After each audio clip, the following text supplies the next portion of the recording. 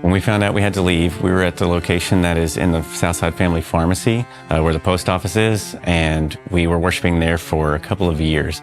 And I decided to start praying, but then also looking around, talked to my elders, and they said, look, do a few hours of work a week and see if you can find a spot, and then just leave the rest to the Lord. So I spent a few hours, probably more than I should have, but looking around Southside, calling realtors, seeing land, seeing buildings, and there really just wasn't anything that wasn't astronomical or already planned for. So I kind of, at the beginning of March, just kind of not gave up, but just resolved that we were going to have to move to Rainbow City or somewhere else, and just kind of left it alone. And I told the church at the prayer meeting, and then that Sunday morning we prayed as a church and asked the Lord for an answer, something to do, where to go.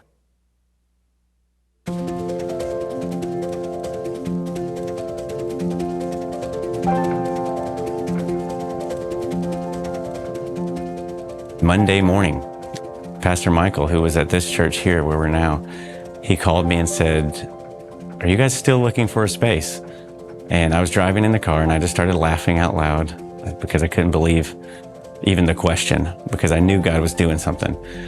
And so I said, yeah, we're still looking. And he said, well, we might be leaving our church to merge with my dad's church, and you could just come in here and take over the lease. And then he told me how much rent was, which was like less than half of the cheapest place in Southside. And so I just giggled and thanked the Lord, and I said, okay. So we came by to look at it, met the owners, and it was just very clear that God was providing this spot. Because my prayer the whole time was, I don't feel like I'm supposed to leave Southside. I feel like we're supposed to stay here.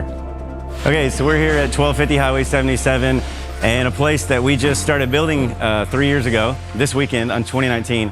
And we're tearing it down because we want to take it to the new place that we have right down the street at 1583 Highway 77.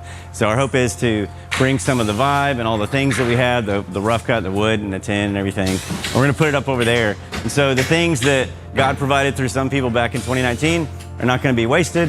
They're going to be used to carry the gospel on over there. And so we're day one, this is day two, and we've already gotten this much done. So it's going pretty well. So when you're leaving a place, you want to leave it well. The owners have been really good to us, but we had also raised a lot of money and built a lot of things, and we weren't going to leave them there. And so I told them we were going to take it with us. So we needed to take down carefully all of the wood and the tin and the things that we had put in there so that we could use it over here. And I mean, it's easy to tear things down because you can just shove a hammer and a crowbar in it and get after it. But then once you get all the pretty stuff down, you've got all the nasty stuff underneath. And so we had to deal with that and some leaks and wires hanging and AC units and stuff. But luckily for us, fortunately, we have a bunch of handy guys and electricians and people in our congregation, and they all just jumped right in, got on it, and we took care of it pretty quick. So once we got the lease here, we knew that we could have it and that the lease would start soon, but we couldn't really get in it because it wasn't ready yet, and yet the other place was being torn down. And so we had to find a place to go, and we could have gone in the backyard, but it was May in Alabama, so we said, not a good idea. And we called the community center, and they were like, yeah, come on in, you know, and it was just rent it for a few hours every Sunday, and they let us have a closet to put our stuff in. It was a real blessing because the facility is really nice, and the owners of it were really nice. The city was really nice about it, so that was convenient, and I think a little extra blessing from the Lord that we got to meet there.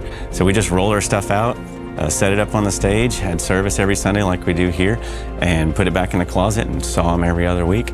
And we did that for 4 weeks while we were working here on everything in the process. For this project, it was more of an aggressive timeline than the last one. The last one we had like a year or so to kind of figure things out and piece things together. But with this one, we had to get out of the other place, but we also didn't want to be paying rent in 2 places, at a community center and here. And so I decided, let's go for an aggressive timeline because of that, and because when summer hits, everybody's gone. Like, everybody goes on vacation and it's hot, and we just don't want to be doing that. So we had maybe 6 or 7 weeks to get in here and pull out things that were maybe outdated or maybe not ready for us, or maybe safe for the children or whatever. When we saw that we were going to have to get in this place, and rather quickly, I reached out to all my friends and people in the network and said, hey, we're about to do this. It's a little bit nuts. We've got some money in savings, but we're going to need some help.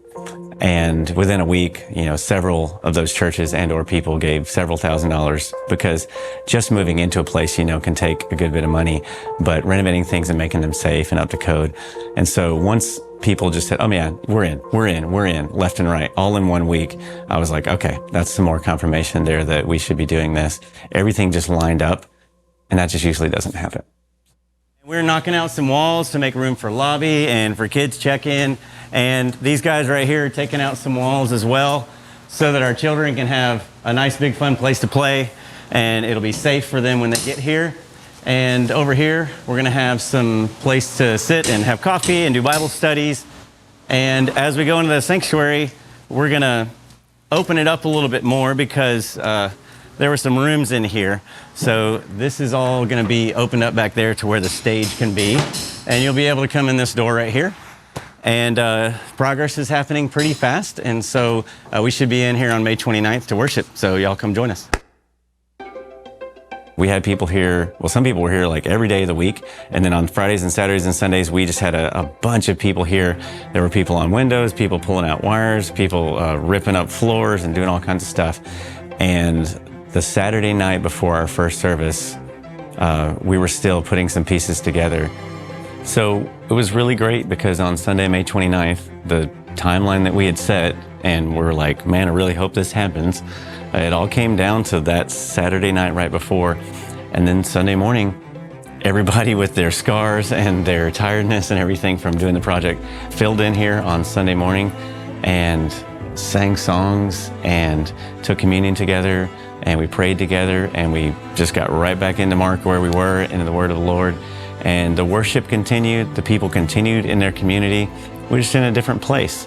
There's only a few little projects left to do that are not major, and so we're gonna finish those out over the summer. But we wanna get back on mission. Like, we wanna get right back in the Word, continue in discipleship, continue thinking about the future and going out of the country. All the things that we were right in the middle of the process of doing at the other place. It's obviously God's providence, and He's got us here. So we're kind of excited to spend the summer together, exhaling from the project, but also getting ready for the fall so that we can get back into what God has called us to do. I've learned a lot of things. Obviously, it's continual lessons of God providing and confirming things, that if God wants to do something, He's just going to do it. He's just going to make it happen. But I continue to be impressed by God's people. People who, they're not just impressed maybe by a vision or a call. They feel led to do that. People are nice and they want to help. But the way that the people of AIM Church help is just, it blows my mind every time. With that project, previously, there were only 5 or 6 of us trying to figure it out. This time we had many people and many skilled people.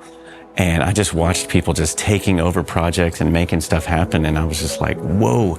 And so it's nice to, after having done stuff with like just me and my wife and a few other people for a while, it's nice to have more of God's people saying, I get this, I want this, I believe God is doing this, and putting their hands in it and just bringing their skills and their gifts that I don't have to the table, and watching it become something that even better than what I ever thought it could be.